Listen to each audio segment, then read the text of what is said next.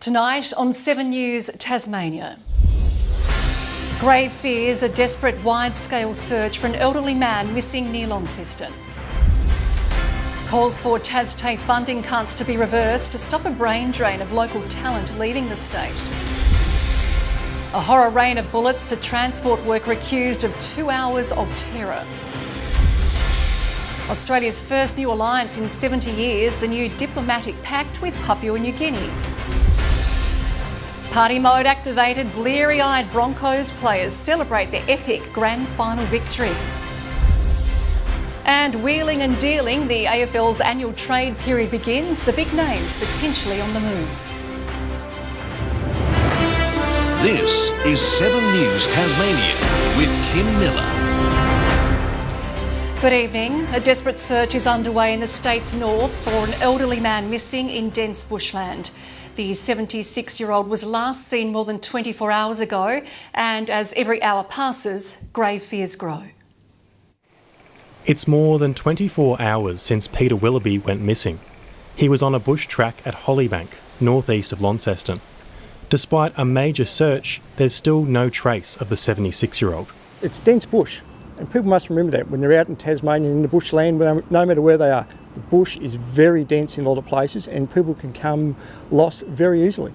A rescue helicopter taking to the skies as police comb the area on foot. SES crews also out in full force, deploying 2 ATVs. While concerns are mounting with every passing hour, authorities say locals should stand aside. We don't want the public going out there and saturating the area because there's a lot of dense bush and a lot of tracks, and we don't want to go looking for someone else. It's the second time the Scottsdale man has become lost in the area. Police were able to pick him and his partner up last Thursday, with Peter returning to collect his car with some acquaintances just yesterday afternoon. They went down a couple of tracks, which they couldn't not get down any further. Mr Willoughby's then wandered off into the bush in the direction he thought his vehicle was. The station wagon has since been found, more than a kilometre away from where he started walking. Peter was wearing a dark blue jumper, blue jeans and sneakers, and is currently being treated for a medical condition, which police say could result in him becoming disoriented. Last night's heavy rain and wind chill saw temperatures drop to 4 degrees at Hollybank. And with the cold weather set to continue over the coming days, the missing man's safety is increasingly in doubt. But the key message is we are still actively searching and we're hoping for a positive outcome to find Mr Willoughby. Aaron Smith, 7 News. More and more Tasmanians are heading interstate to live, and the opposition is blaming the government, saying the exodus will only get worse if massive subsidy cuts to TasTAFE courses go ahead. Keen to reassure students, we've invested $118 million in TasTAFE as some seek opportunities on the mainland. Well, Tasmania's population growth rate is the lowest it's been all century. Recent ABS data finding net interstate migration losses for 3 consecutive years. We've actually had more people leaving Tasmania than arriving here for all age groups, apart from those aged 45 to 64. And it's not just the Apple Isles falling victim. Every state except for Queensland has seen more people choosing to leave rather than stay. And we know that in the past, Tasmania's interstate migration movements were very highly correlated with our relative economic performance. Labor blaming the government's cuts to TAFE as a reason for interstate migration. We know that we've got a brain drain of young Tasmanians leaving the state, and when you cut funds to TAFE, it only makes it worse.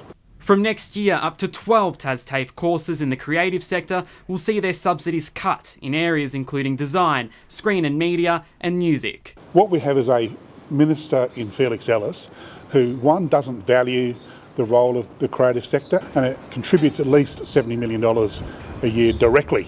While the Liberals are pitching for Tasmanians to stay. We need to ensure that TasTAFE are delivering the skills that we need for some of the key challenges of our economy. That's building more homes. Well, certainly we'd love to see even more young Tasmanians living and working in our beautiful state and raising a family. The debate on how to keep Tasmanians here raging on.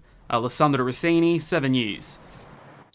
Another senior Liberal minister has confirmed he will accept a 22% pay rise despite the Premier fighting against it.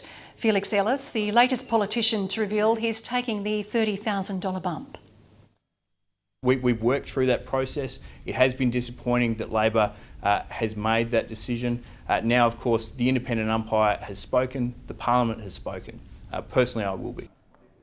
Madeleine Ogilvie and Gavin Pearce are among other senior Liberals to accept the rise alongside members of the Labor Party. The United States and Israel remain confident Israeli hostages could be freed within days, with final negotiations about to begin in Egypt. Donald Trump has now threatened Hamas with complete obliteration if it doesn't relinquish power in the Gaza Strip.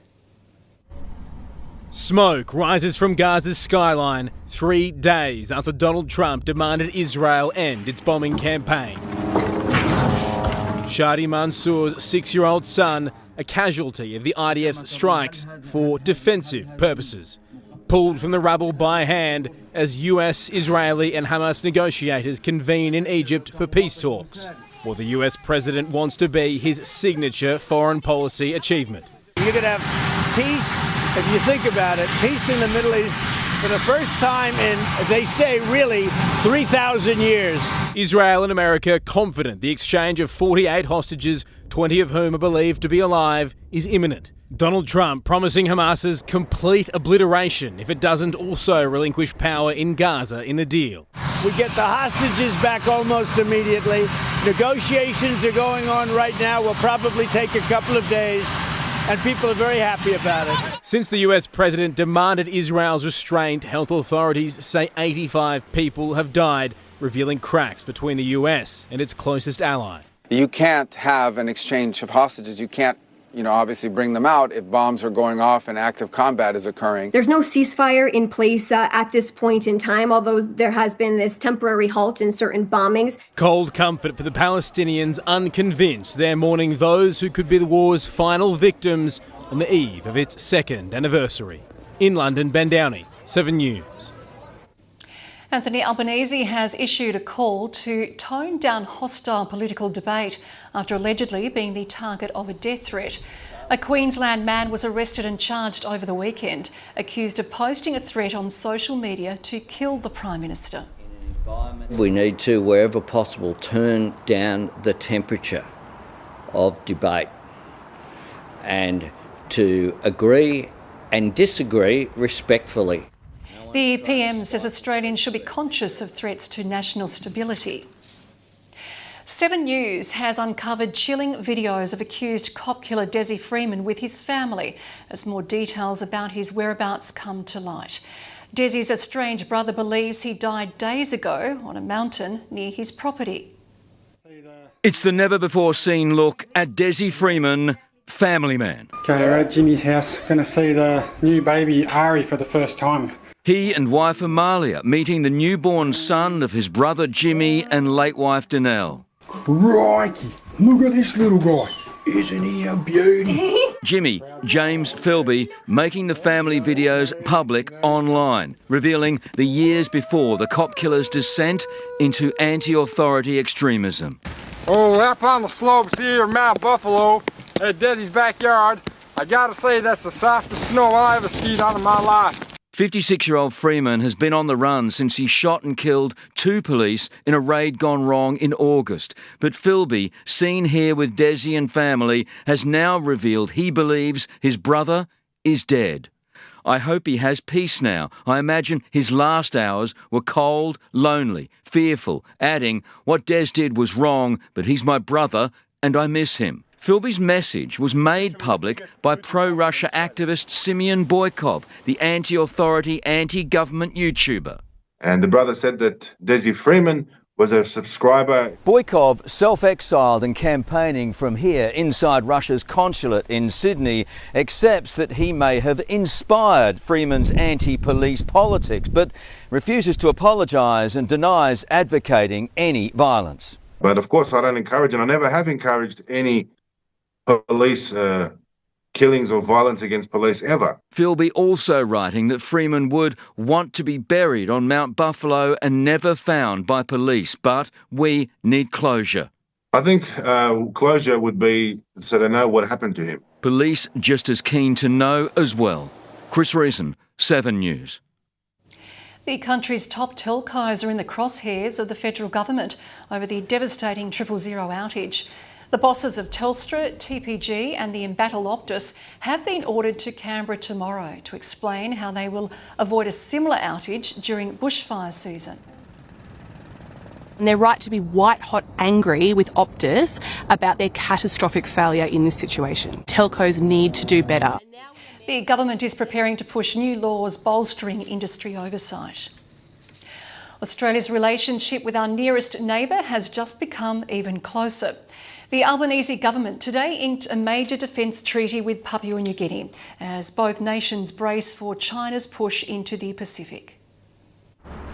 Friends, partners, they call themselves brothers. All good. And after signing this landmark security treaty, History, brother. their countries become brothers in arms. Thank you. Good one.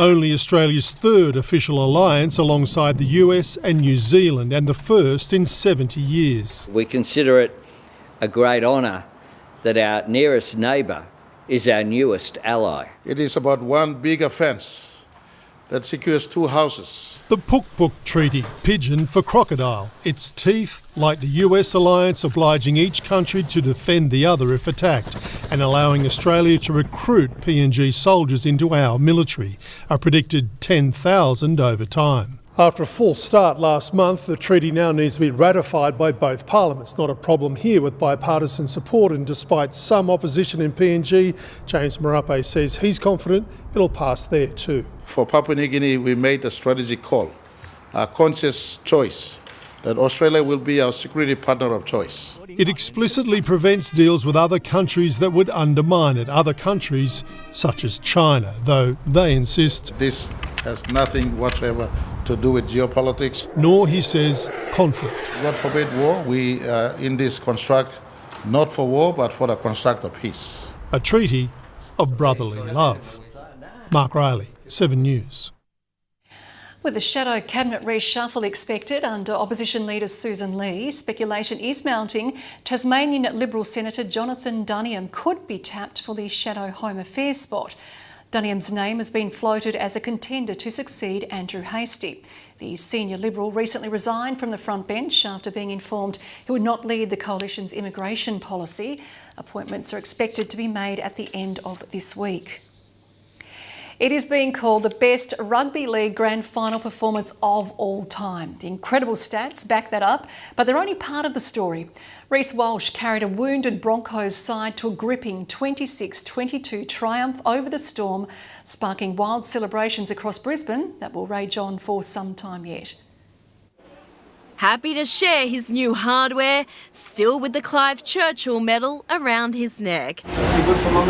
There was one man everybody wanted a piece of this morning. Look at her. Look at her face. Dream come true, absolute dream come true, brother. Well, I can't give away too much, but it was quite incredible night. Fortunately, in typical Gen Z style, most of the night made it onto social media. Even the usually highly strung Michael Maguire sipping from Reese's magic water.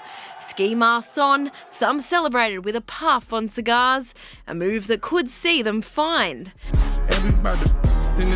At the Caxton Hotel,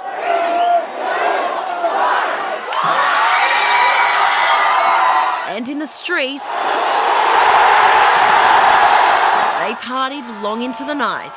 Then, with the trophy in hand, You need to be extra careful with this, brother. Brisbane couldn't wait to bring it home, awaiting them at the airport. Both trophies here.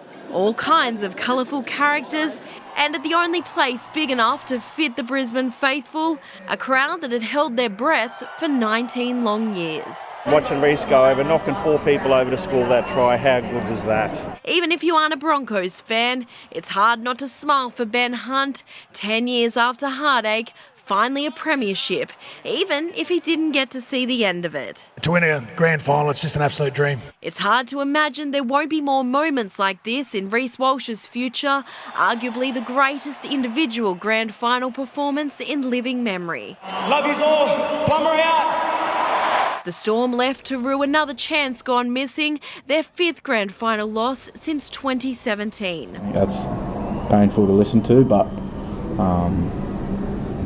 yeah, that's about what's next now. Losers have meetings, winners have parties.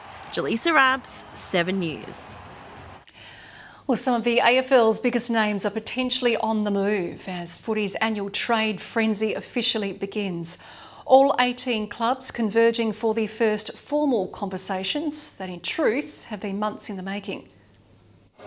Day one of 10 days of madness in what looms as the biggest trade period of all time. Sleepless nights for players and club recruiters. Sometimes you wake in the middle of the night and you're counting points in your head and silly things like that. I do feel like that guy from The Hangover with the numbers just sort of through the mind.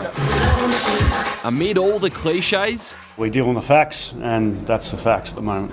Again, it's hard to go into all those details with the hypotheticals. some clubs begin to talk deals. Essendon emphatic it won't even contemplate losing contracted captain Zach Merritt, who wants to join Hawthorn.